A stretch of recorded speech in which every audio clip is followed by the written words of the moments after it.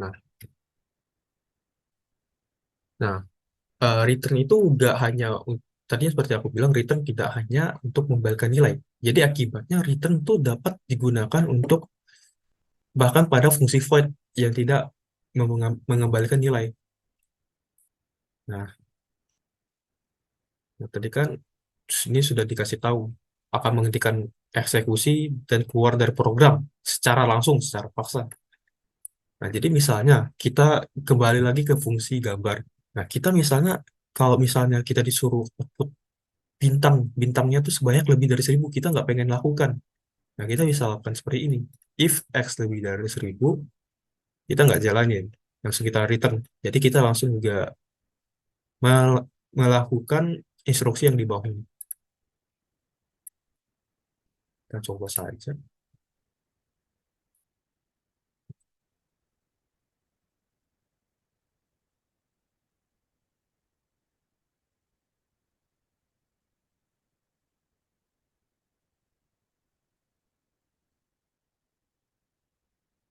Oke. X.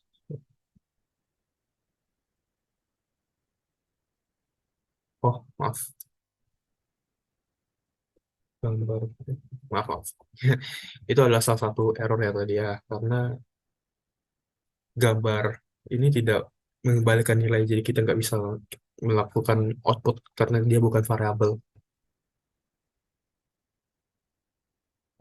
Nah, jadi misalnya ya, 4 masih bisa dijalanin. Nah, bagaimana kalau yang lebih dari 1.000? Misalnya 1.069. Nah, lihat, dia nggak ngeluarin apapun. Karena dia akan masuk ke dalam if yang di dalam sini, dan dia akan return dan memberhentikan subprogram secara paksa. Oke, seperti itu. Nah, saya akan melanjutkan ke bagian berikutnya, yaitu passing parameter.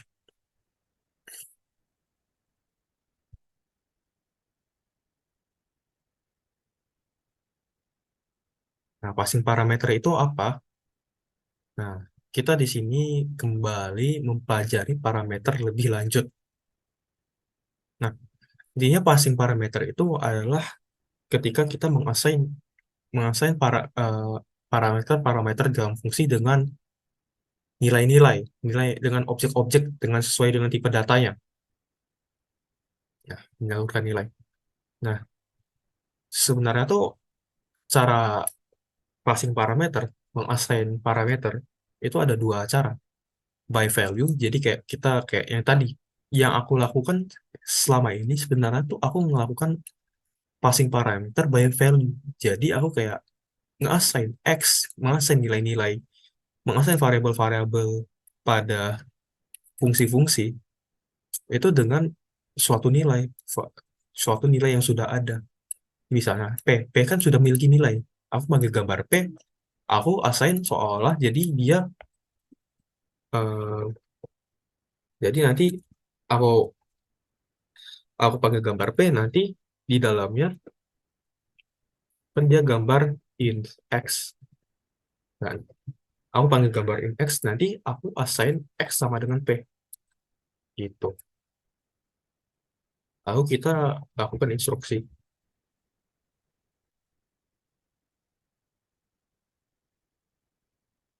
itu mengirimkan nilai dari setiap variabel.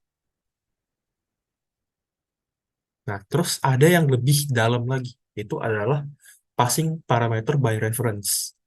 Nah, di sini kita mengassign variabel itu bukan berdasarkan nilai, tapi kita langsung mengassign dia itu berdasarkan address dari variabel yang diassign. Nah, mungkin eh, awal-awal masih tidak kebayang mungkin ya, karena ini cukup hal yang baru, address suatu variabel. Nah, sebenarnya kalau mau memperdalam hal ini, kita perlu mengetahui tentang mengenai address. Tapi sebenarnya nggak terlalu perlu dalam. Nah, mungkin kita langsung cek aja ke bagian ke contoh ini. Nah, Ini kita akan masuk ke bagian passing parameter by value. Jadi kayak average, kita nge-assign nge-assign parameter seperti biasa lah. Kita panggil fungsi, terus parameter-parameternya kita assign sama nilai-nilai. Ini X sama Y. Nah, jadi ini ada fungsi tukar AB. Nah, intinya tuh kalau kita perhatiin, tukar AB itu tuh dia menukar variabel nilai pada variabel A sama B. Jadi misalnya nilai A sama dengan 23, B sama 5, setelah kita jalanin fungsi ini, mereka akan berubah jadi A sama dengan 5, B sama dengan 23. Jadi ketukar gitu. Nah, nah misalnya kita ini X sama dengan 1, Y sama 2. Apa yang terjadi kita ketika menjalani fungsi tukar ini? Tukar X, Y. Nah, ketika kita output, apa yang akan dikeluarkan? Nah, apakah program tersebut akan menukar X sama Y? Kan ini kan X-nya 1, Y-nya 2. Nah, ekspektasinya harusnya X sama Y kan ketukar kan? Nah, tapi tidak, salah. Salah ya ternyata. Karena yang karena X sama Y itu nggak ketukar, nilainya tetap sama.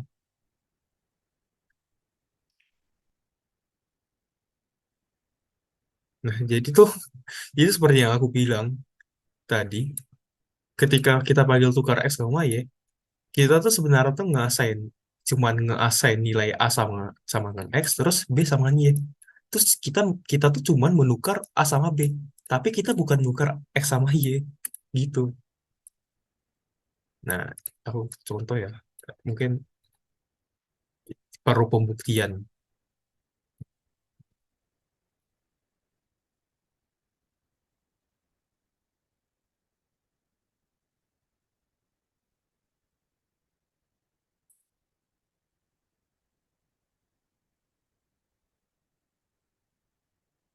Ya, kita coba ya. Nah, lihat nilainya sama. Nah, jadi tuh sebenarnya tuh kita nih kayak tadi tukar in kita ke fungsi tukar in A in B, tukar AB. Lalu apa? Kita kan ini tukar X, Y. Berarti apa kita kita lakukan? Parameter-parameter di dalam fungsi ini kita assign nilai-nilainya. Nilai A sama dengan X sesuai dengan posisinya, terus B sama dengan Y. Nah, setelah itu kita jalankan instruksi. Nah, yang berubah cuman A sama B. Itu X sama Y nggak berubah. Ini kayak seolah-olah tuh gini, seolah-olah kita eh, tukar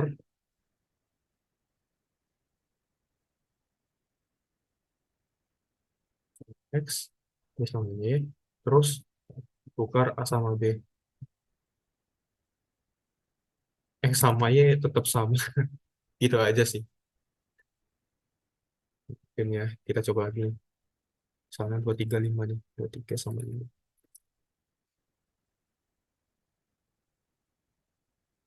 Itu tetap sama dia.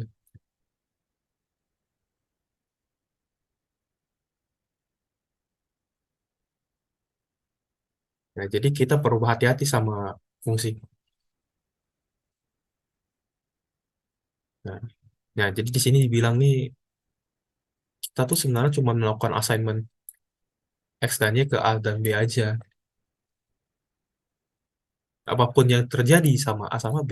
Ini kayak misalnya kan kita kan, misalnya ya kita A sama dengan X, terus aku kayak A-nya aku sehabis aku assign sama dengan X, aku kali dua, aku tambah satu dan seterusnya.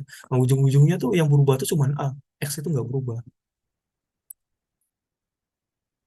Pada A dan B tidak. Jadi ujung-ujungnya apapun yang terjadi dengan A dan B tidak ada hubungannya sama X dan Y, tidak mengubah. Nah, tapi kita dapat sebenarnya tuh kita dapat mengubah X sama Y kalau kita assign ke A sama B. Nah, caranya tuh dengan passing parameter by reference. Tadi kan kita kan cuma assign cuma melakukan assignment nilai aja kan. Nah, sekarang kita assign address variable. Nah, mungkin bahasanya mungkin rada berat, tapi nggak perlu kalian pusingin dulu lah. Bisa dipelajari nanti mengenai address-address lebih lanjut. Nah, di sini kita tambahkan lambang N. Ini ampersand, ampersand, ampersand. Nah, ampersand pada perusahaan parameter. Jadi kayak gini nih. eh, A sama B. Kita tambahin di kirinya, kirinya ampersand. A jadi ampersand B. Nah, nah dengan cara ini kita tuh ketika memanggil tukar X, Y, kita tuh nggak sebenarnya nggak asal asal mengassign nilai X ke A, Y ke B, tapi kita tuh eh, address X sama Y kita kirim ke A sama B gitu. Jadi seolah X sama A itu tuh benar-benar hal yang sama. Y sama B itu benar-benar hal yang sama. X dan A mengacu pada alamat memori yang sama. Apapun yang dilakukan A sama 3, maka X juga ikut menjadi 3. Nah, misal kita lakukan perintah A sama 3, X juga juga menjadi 3 terus. Sebab apa? Karena memorinya tuh sama. Nah, mungkin agak-agak jadi tuh kok kita melakukan assignment, ini ya, ini X sama Y itu dua hal yang berbeda, variabel yang berbeda. Nah, kalau kita lakukan X sama Y doang, memorinya, maaf, address X dan Y, bentar, nilai X dan Y sama, tetapi addressnya beda, gitu. Itu yang perlu kalian ketahui.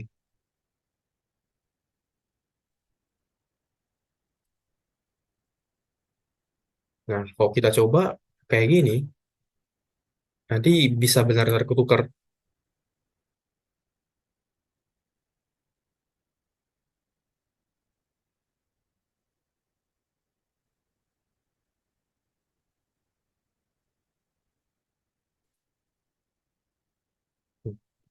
Kita coba ya. Int A.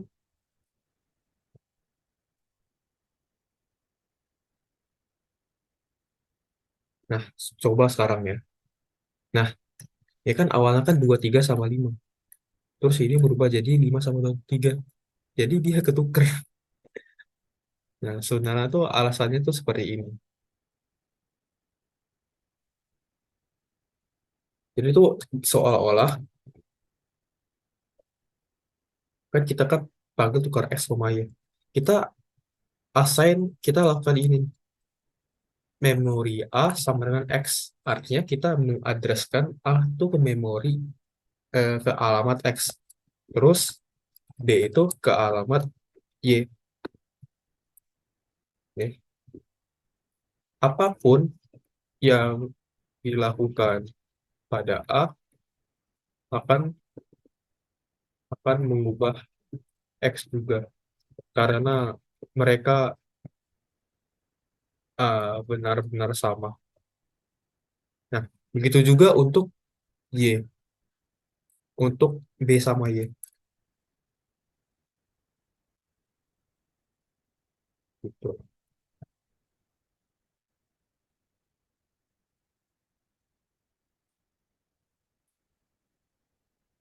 Nah, mungkin akan aku jelaskan lebih lanjut lah mengenai address sedikit sedikit.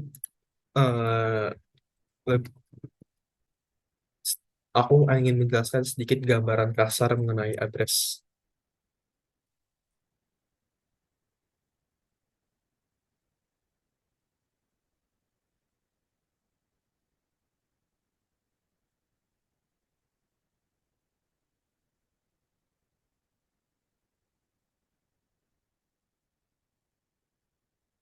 Karena kita punya dua bilangan nih, A sama 3, B sama 7. Nah, misalnya aku nge-assign address. Nah, ini address assignment-nya. Address A itu aku assign ke B. Nah, apa yang bakal terjadi? Kita lihat nilai A sama B.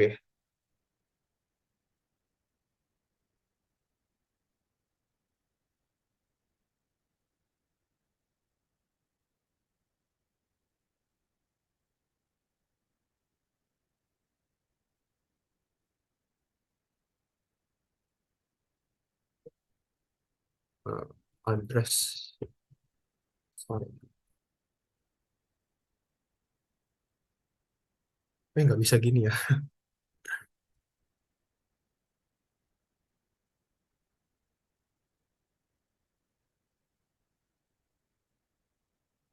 Oh,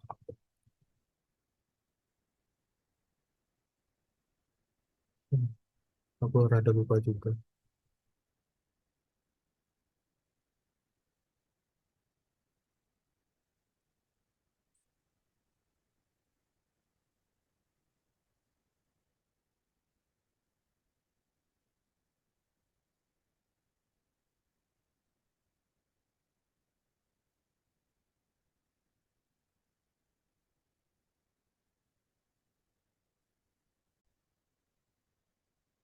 Oke, jadi ini saya akan menjelaskan tentang address assignment sedikit lebih jelas. Ehm, jadi misalnya ya, ada variabel B, terus ini misalnya B sama 7. Kita assign, kita misalnya kayak gini, kita declare variabel, tapi kita tambahin ampersand di kirinya, A sampai B. Nah, ini artinya kita memori. Jadinya tuh kita membuat address A sama dengan address B.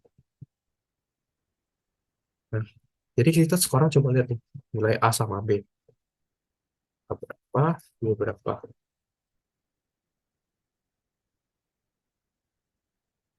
Ya, kita lihat. Nah, jadi nilainya sama nih. Nah, bagaimana kalau aku melakukan update nih? Update terhadap A. Aku ubah nilainya. Nah, apa yang bakal terjadi? Apakah B-nya tidak berubah atau ikut berubah?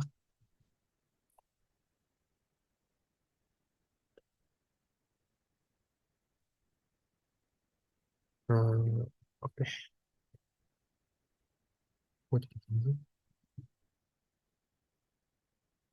Oh,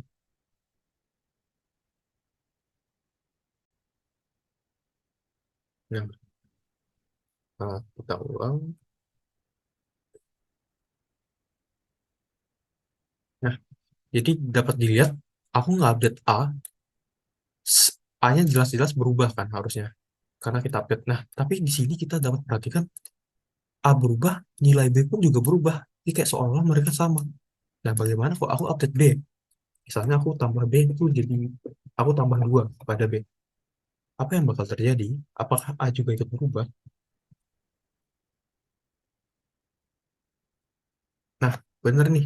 Ternyata A juga ikut berubah. Jadi mereka tuh benar-benar jadi kayak seolah-olah jadi hal yang sama.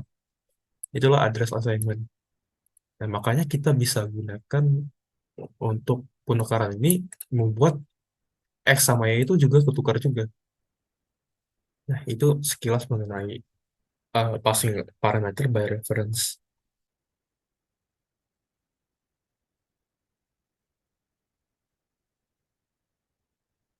Jadi kita mengirim ke alat memori dari variabel, eh, tapi angka 32. Nah, terus tuh passing parameter by reference tuh nggak bisa seperti ini ya. Karena 2 sama 3 itu bukanlah variabel. Dia tidak memiliki memori, tidak memiliki alamat memori, tidak memiliki address. Kita coba aja nih, misalnya ya, em, A, address A itu aku assign kedua. Nah, itu nggak bisa ya, bakal error. Jadi harus berupa variabel. Karena tuh variabel tuh selain memiliki nilai, dia tuh memiliki address, memori address. Nah, jika kita mengalihkan dua parameter fungsi tukar baik menggunakan passing parameter by value, barulah hal ini bisa dilakukan. Jadi beda ya. Kalau by reference itu dia harus memiliki address, salah satu syaratnya dia variabel lah. Nah, ini penulisan pada C++ untuk passing by parameter dan reference. Jadi kayak parameter itu bisa variasi ya. Selain tipe datanya, kita bisa kayak bisa pilih-pilih mau setiap parameter mau kita pakai by reference atau by value. Dan ampersand di depan parameter yang tadi pas pihak. Nah, ini ada contoh sebuah subprogram fungsi yang menerima parameter dengan cara passing parameter yang campur. Jadi nggak harus tunggal ya, nggak harus seluruhnya by value, nggak harus seluruhnya by reference. Jadi itu kelasnya cukup fleksibel lah. Nah, jadi ini contohnya nih. Nah, ini kalian bisa coba sendiri bakal mengeluarkan hasil apa. Nah, sekarang kita ke studi kasus subprogram. Ini jelas. Nah, ini dia mengembalikan fungsi yang membalikkan A pangkat B. Karena ya ini kita kan ngeluk sebanyak B kali ya. Kita kalikan A sebanyak B kali berarti. Jadi ini adalah A pangkat B. Nah, hasil itu jadi A pangkat B, lalu kita return hasil. Jadi fungsi ini mengembalikan A pangkat B. Nah, tapi kalau dalam fungsi pangkat, nah fungsi pangkat itu juga bisa dalam void. Nah, caranya itu pakai by reference, walaupun agak aneh ya. Kita tambahin parameter baru. Nah, hasilnya tuh ditampung pada parameter. Jadi ini awalnya kita set hasil sama satu ya, terus kita update terus.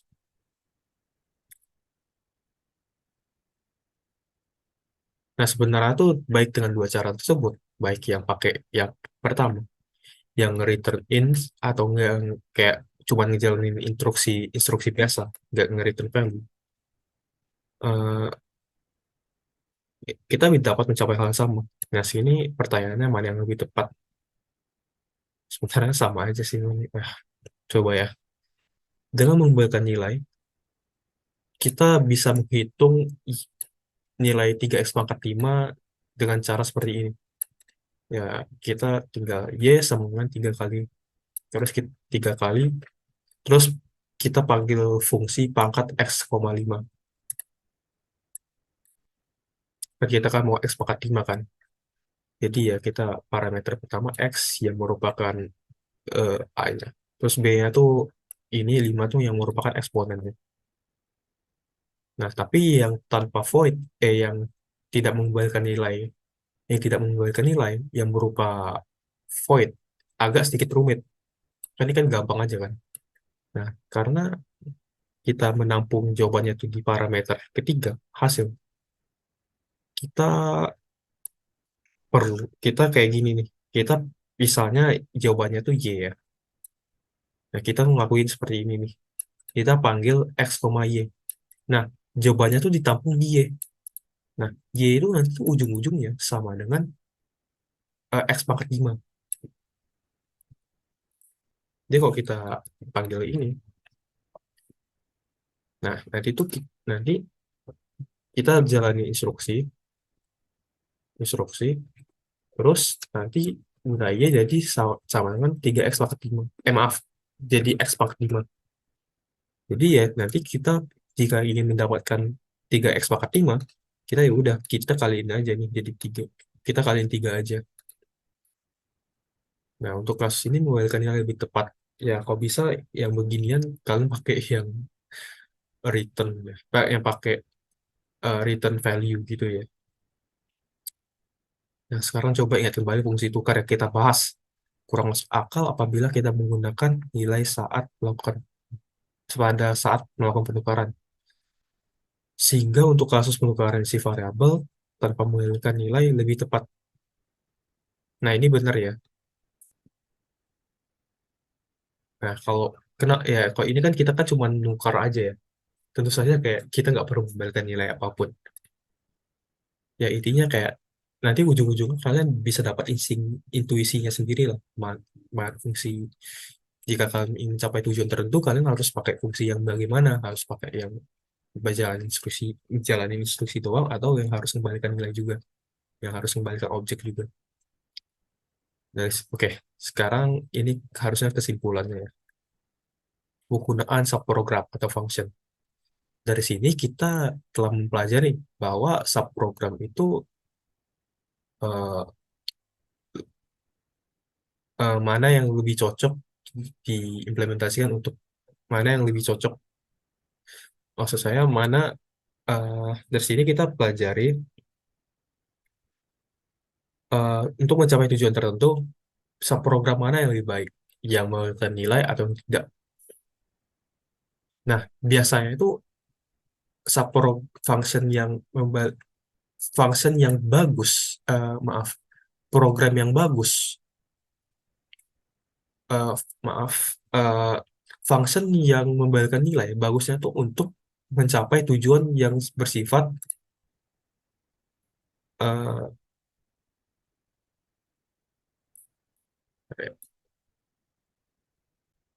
nah, rata-rata tuh fungsi yang mengembalikan nilai itu dia tuh bersifat seperti ini. Dia yang pasti ya, dia menghasilkan nilai berdasarkan parameter yang diberikan. Nah, itu yang pertama.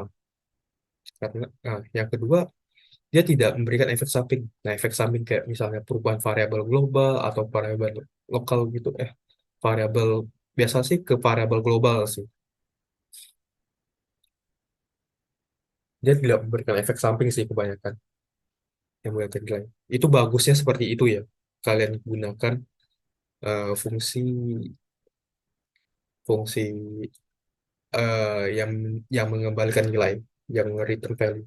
Nah, sementara yang tidak mengembalikan nilai, yang cuma melakukan instruksi, dia yang pasti ya jelas tidak masukkan suatu nilai berdasarkan parameter, tapi dia bisa mengakibatkan perubahan, baik merubah variabel global atau parameter yang dikirimkan. Ya, intinya itu sih. Nah, oke, ini kesimpulannya, manfaat subprogram atau fungsi. Nah, manfaat subprogram itu tuh yang pertama ya tadi ya, kita kayak menghindari penulisan rutinitas yang berulang-ulang, kayak kita tulis hal yang sama berulang-ulang. Nah, jadi kita bisa kayak meningkatkan daya daur ulang kode, reusability. Jadi kayak kita satu kali saja definisikan fungsi, kita dapat melakukan instruksi, kita satu kali saja mendefinisikan suatu instruksi, kita dapat melakukan instruksi itu dengan berulang-ulang kali, bahkan dengan variabel yang berbeda, bahkan dengan kayak parameter yang berbeda misalnya gitu, tanpa perlu menuliskan algoritma yang sama berulang-ulang. Jadi kan itu kan melelahkan. Terus memecah program menjadi beberapa subprogram yang lebih kecil. Nah, ini keuntungannya banyak ya. Bisa jadi lebih gampang dibaca, implementasi lebih cantik, dan lain-lainnya. Terus kayak bisa buat kalian lebih fokus. Ya biasa cenderung lebih pendek sih yang pakai fungsi-fungsi gitu. Nah, karena kedua hal di atas, eh, yang pakai fungsi itu biasa ya seperti yang saya bilang, readability-nya bagus ya. Dia lebih readable. Nah, oke, mungkin itu saja materi mengenai pengenalan fungsi atau subprogram.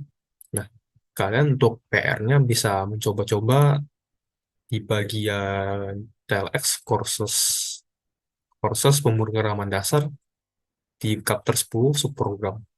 Kalian buka courses di sini pemrograman dasar, subprogram. Nah, kalian kerjakan yang ke subprogram, terus yang soal-soal ini nih semuanya ini B, C, D, E, F. Nah, kalau kalian sudah cukup menguasai fu- mengenai fungsi, harusnya kalian dapat menyelesaikan permasalahan ini kayak nggak terlalu sulit sebenarnya harusnya. Eh, itu saja dari saya. Terima kasih dan selamat belajar.